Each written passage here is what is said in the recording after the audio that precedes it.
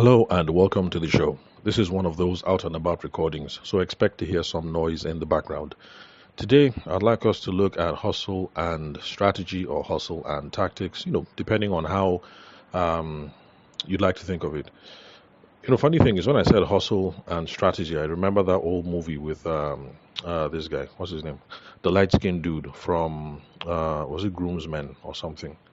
I think it was called Hustle and Flow. Yeah, about a rap artist who wanted to blow. Anyway. Anyway, that's just aside, whatever. So today, hustle and strategy, and overall, what I want to consider, not just for this podcast episode, but for the next three or four podcast episodes, is to think, to try and figure out when we should have a structured approach towards strategy. Sitting down with your business partners, wifey, husband, kids. If you're one of those people who is old enough to have children who are ready to take over the reins of the business. So when they sit down and have a structured chat with people, and then, so excuse me, and then when to have a, so excuse me. Okay, sorry about that. Throat hasn't been the same since the sore throat. Anyway, where was I? Oh yeah, so to try and consider when we should have a structured chat with stakeholders in the business to come up with strategy, or if we should whenever or when we can just keep gunning it, just have an emergent strategy, keep doing the business, see feedback from the marketplace, and then let that determine what our strategy is going to be. Now, before we get into that topic, of course, usual terms, in the usual tradition over here on the podcast, we would have to define the terms. What strategy means, what hustle means, what tactic means. I'm going to use hustle and tactics interchangeably because hustle, by its very nature, is a day-to-day tactical sort of thing. So, strategy. Complex can be defined in many ways, but I'm going to have a very simple functional definition here. So, in broad terms, strategy is just basically the big overarching questions. Where do you want the business to be, in this time frame, this year, next year, um, you know, so that sort of thing. So, strategy, where do you want the business to be? While while hustle and tactics, those are the small steps that you have to take to make those dreams a reality. So all those small steps that you take on a day-to-day or on a weekly, that's what we call tactics, or that's what we call hustle. So I hope that makes a lot of sense. Now, business and strategy, yes, we often talk about them in contradistinction, but the thing is, they are closely related concepts, and you need them in the organization, you need them in the business, whether you are a one-man show or a one-woman show, or whether you work in a business that are, 10, 15, 20, 100 people, you still need both of them, strategy and then tactics. So business strategy, like I said, involves making high-level decisions about the company, about the business, how you're going to operate, how you're going to compete, how you guys going to allocate resources. So this whole thing of, okay, we started 2024. I want the business to blow this year. Am I going to do a podcast, or am I going to start setting 50K aside for Instagram advertising? Stuff like that. All those are big strategic decisions about how to achieve growth for the business. So those are the kind of questions that you ask when it comes to strategy. What market should we enter, or which market should we exit? Because there's some people who have made those sorts of choices, like Omo man, for 2023, 2022, we've been trying to do this, we've been trying to run this, we've trying to run that, but man, this thing is not working. 2024, I beg, let's exit and let's see whether we can find promised land someplace else. So those are strategic questions. How do you differentiate yourself from the competition? Those are also strategic questions. From my primary constituency, my professional background is in law. My first stint in business was as a wedding photographer. So it's the sort of thing that, my constituents, my people are asking. Lawyers, X hundred number of thousands of lawyers graduate every year. How do we differentiate ourselves from the crowd? How do we stop standing, looking like charge and bail? Same thing with photographers. Every idiot has a camera. Everybody can shoot. AI can now do photoshopping and editing and things like that. How do we stand out from the competition? What kind of products or service do we need to offer? You guys who have been listening for a while, you remember the conversations that I had with my one of my video guys, Shagun, about how they expanded their own services to include light and sound, not just wedding video. Because the way he was looking at it, differentiation video-wise, hard to achieve. And then he thought that the margins when it comes to other things in the event space were a lot higher. So you buy the lights, you buy the sounds. The only cost that you have to pay basically is you just pay boys to go and set up, and then most of it is a profit on top. And then it's not like these things have to be maintained every single month or every single year, that matter, because they're quite sturdy. And so for my guy Shegun, that was part of their own strategic decision. So yes, we're still doing this wedding video thing, but we need something to pad it. And so they invested in lights, they invested in sounds, sound capabilities, and then what else? So all of these are strategic questions. Now, when it comes to strategy, there's a time frame. Strategies are typically long term in nature. So, like back to my guy Shekun, you buy all this equipment. You buy the equipment in, let's say you buy December in 2022. You don't expect that you're going to make all your profit, but in the first 2 or 3 months in 2023. It's going to take a while.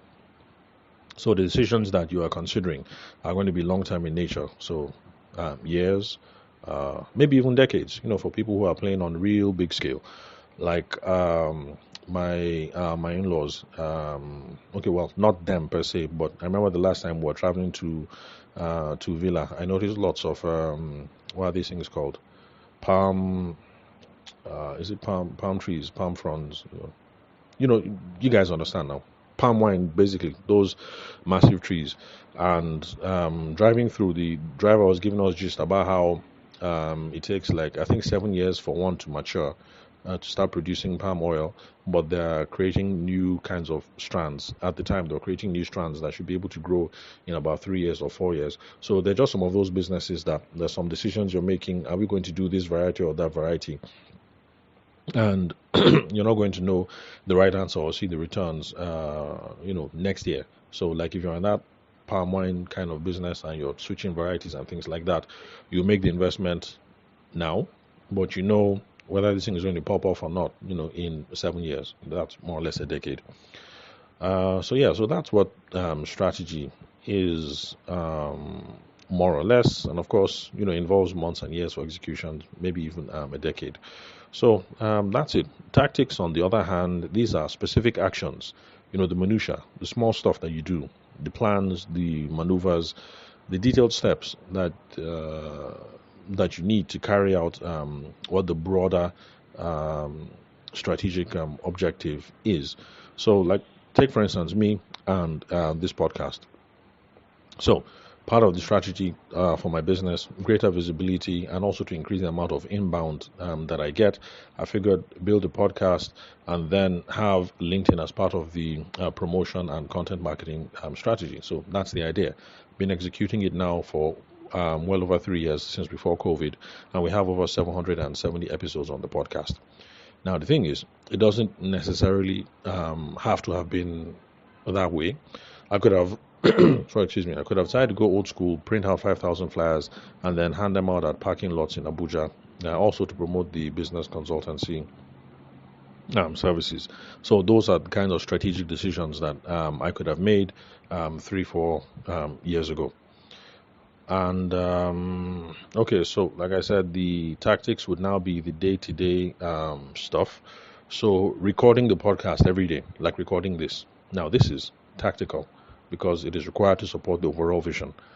For the podcast to succeed, the podcast has to be scheduled, it has to be conceived, it has to be recorded, it has to be edited. That's for the people who want high production value. I'm not bothering with editing. Then let's see what else. Okay, then for on the LinkedIn end, you have to write the promo posts. Those are the tactics that are involved. But then if I had gone the old school route, printing the flyers, actually showing up to the parking lot, deciding on which cars, am I only going to put the flyers on Mercedes Benzes, or should I ignore taxi cabs? How many cars am I going to drop the flyer on today? Those sorts of things. Those are the tactical decisions. So tactics, day to day, week to week, strategy, overarching. overarching things. So let's see if we can flesh it out with a case study. Again, we're going to look at someone who wants to enter the aquaculture and fish production industry in Nigeria. Why am I doing that? I'm doing that just because it was my last case study. So, for those of you who've been listening for the last maybe 10, 20 episodes, you should be able to relate because you know some of the background work that we have done when it came to, specifically when it came to coming up with the sales strategy. So, now we're going beyond sales strategy. Remember, the last case study that I did on this whole fish thing was sales strategy in particular, but now we're talking about business strategy overall. Okay. So the kind of questions that we could be consider when it comes to business strategy overall, we could be looking at market positioning. Now that means how are you going to, gosh, how do you define positioning? Okay, positioning is how you present yourself to the market. Let me put it that way. How you present yourself to the market relative to the other players in the market, the competition. So I guess that's the best way I can explain positioning for now. For those of you who are MBAs and business buffs, don't be too angry that I didn't give a technically robust definition. I'm just trying to get the newbies to understand where we're heading with all this. So, how are you presenting yourself in contrast to other players in the market? So, you want to enter this fish game, you could be thinking, am I going to be a premium provider? Because there are people who provide fish in Gudu market or Wuse market or all those markets. That's not premium. That's more on the commodity end. So these are strategic questions that you can ask yourself. Am I going to go the commodity route and just flood the market with fresh fish? Or am I going to go the premium route? Okay, well, I don't know what premium fish would be. For those of you who are fish lovers, you run into me or you send me a message, hit me up. Let me know what is a premium fish, what's ordinary fish, because I've seen some kinds of fish and I think, wow, this is real high class fish. I don't like fish anyway, but it looks like it's high class fish. And then my wife is like, no, that's the poor stuff. Like, rich people wouldn't eat this kind of fish. So anyway, so you can also position yourself in different ways. Nowadays this whole ESG, what's it called? Sustainability and what is the E? Is it ESG? Anyway, you guys get the gist. There's this whole thing about sustainability, environmental considerations, ethical considerations. So you can also position yourself like that. Like everybody else, they just fish anyhow. They don't care. But we are getting sustainably sourced fish or ethically cultured fish or whatever. You can also decide, are we going to target urban consumers only? Are we going to be selling in Abuja Central Business District only, or are we going to be a distributor to satellite towns in Abuja, like Karu, Nyanya, all those places, maybe even Gwags? Then you can also ask yourself how you're going to differentiate yourself from other people in the market. One way that you can do that is to expand the variety of fish that you offer. So, excuse me, you could think about adding tilapia, catfish, mackerel to differentiate yourself from the competitors. Because from talking to Samuel Paul, that episode where we talked about aquaculture, it looks like most people in Nigeria seem to be focusing on catfish alone. So yeah, catfish is moving the market. So I guess that is how you can differentiate yourself. So include tilapia and mackerel and all this other stuff. There are some people who are actually doing that kind of strategy because my wife is a fish person. She really loves fish. There's this particular vendor that she likes in Wuse too, and the guy just has some real interesting stuff. He has octopus, calamari, shrimps. They have pink shrimps. Those are the shrimps I know. They look normal. Then he also has funny kind of shrimps that look gray. And I mean, to me, they look like they're dead and calcifying, like getting rotten. I don't know why people buy them, but my wife likes it. And she said I should stop bad mouthing her food. So, yeah, there's this guy in Abuja who is selling all that fancy stuff. You want calamari, you want to eat octopus, you want to eat squid, you want to eat, blah, blah, blah, blah, blah. There's a guy like that in the market. So that's one way of differentiating yourself from the people that are just going to Wuse market and just selling ice fish. Then there's a question of distribution channels. Where are you going to be? Where are you going to sell? Are you going to be looking at retail outlets? Going to have a shop like this squid guy that my wife likes to go and buy stuff from? Let's see what else. Are you going to do strictly online? Instagram, have people hit you up on WhatsApp. I want to do like Jumia Conga. I don't know if you can buy fish on Jumia Conga, but if you can consider that. Um, the whole point when it comes to distribution channels is you're looking at the considerations are things like, do you want a wider customer base? Are you looking at convenient access to products, things like that? Then you can also talk when it comes to strategy. You can also be thinking about business tactics, like sourcing. Where are you going to source? Are you going to look at local Nigerian fish farms? Maybe because you want things to be fresh, as you're keeping it local, keeping it Niger, or maybe price advantages. Maybe you might be buying, maybe it's more cost effective to source in Nigeria rather than buying maybe a higher quality mackerel or whatever, for instance, from Egypt or maybe from Benin Republic or whatever. So these are some of the considerations. Other questions like store design. You can think about designing your own retail outlets with different displays and signage. Um, to appeal to certain kinds of people. These are all merchandising decisions because it looks like in Niger, it looks like all these fish people, they just put, well, first of all, the store is clean and that's cool. That's from following my wife around. Even in places like Kaura Market, the place is clean and that's nice because I really hate that fish smell and then you just see flies everywhere. So the stores are nice, the stores are clean, but everybody has the basic formula, which is the place is clean and then it's fluorescent lighting and then you just have deep freezers just stacked everywhere. In fact, if you don't know what's up and you're just walking outside, you might think these people sell deep freezers because it's just deep freezer everywhere. So you might think of designing things different. Like how Samsung and Apple, how they design their stores, they're supposed to be attractive. I don't know anything about merchandising, but I know that there's a way these people design their stores. Like you're passing and you're like, this looks nice. Maybe I should just enter inside and see what's going on. So you might consider stuff like that if you're entering into the fish space. So on and on, lots of questions around customer engagement, online presence, all kinds of things. Lots of questions. We're done over 15 minutes, so I just want to bring it to a close. So summary, the thing is, business strategy is looking at, what direction is this business heading in? What are the long-term goals that we have? Then tactics are those small, every day, every week, every hour, all those decisions that you're taking to execute that overall objective. So yes, in a theoretical or academic sense, we usually pit both of them against each other, strategy versus tactics, but both of them are essential for the success of the business, just to drive overall performance and growth. Now, the future question that I would like us to tackle, since we're close to 20 minutes, let me just bring it to a close here. I want to see how good sales and business development practice can inform your strategy. Because after all, on this podcast over here, just in case this is your first time listening to the show, we don't just talk about business from a general perspective. Because my area of specialty is sales and business development, particularly personal selling. That's, one-on-one communications where you are face to face, belly to belly, shoulder to shoulder, you're actually talking to someone.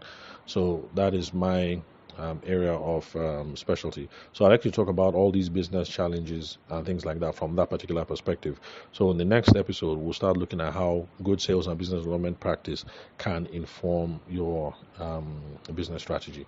So that's all for today, basically. So remember to connect with me on WhatsApp. The number is 080 6466 2140. Again, the number 080 6466 2140. Country code is +234. For those of you who are hitting me up outside the shores of Nigeria, then connect with me on LinkedIn. The name is Tabeshima Ayede. I'm the host of the show. You can confirm the spelling of my name and my email address or any other details from the link where you're currently listening to this episode. Thank you very much for your time and attention. I'll catch you guys at the next recording.